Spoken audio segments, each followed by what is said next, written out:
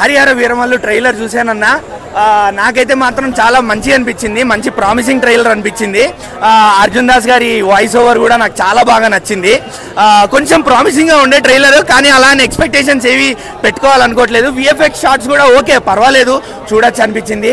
Hopefully Pawan Kalyan గారికి ఒక hit దొరుకుద్దని అనుకుంటున్నాం. కృషి గారికి కూడా ఒక పవన్ అన్నా మాస్ మాస్ అలా కత్తి పట్టుకొని ఖడ్గం పట్టుకొని వినాలి, వీరమల్లు మాట వినాలి అనగానే వినాల్సిందే అన్న, వినడం కాదు, జనాలు మూసుకొని సినిమా చూడాల్సిందే.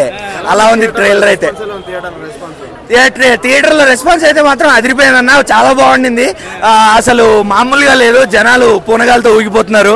మరి చూడాలి ఎలా వెళ్ళబోతుందో, ఎన్ని రోజులు ఆడబోతుందో సినిమా.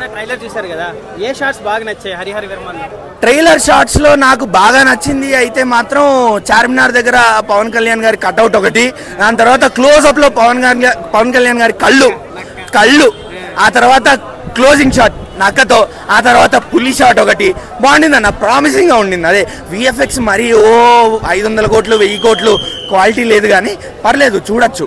ఇప్పుడు స్టోరీ బాగుంటే విఎఫ్ఎక్స్ పని లేదు, స్టోరీ బాగుండాలంతే. ఆంధీ అనే అంటారు కదా, ఆ డైలాగ్ ఎలా అనిపించింది? ఆంధీ అనే వాళ్ళే వస్తుంది, తుఫాన్ వస్తుంది, కానీ అసలైన తుఫాను ఇప్పుడు కాదు, సెప్టెంబర్ లో వస్తుంది. సెప్టెంబర్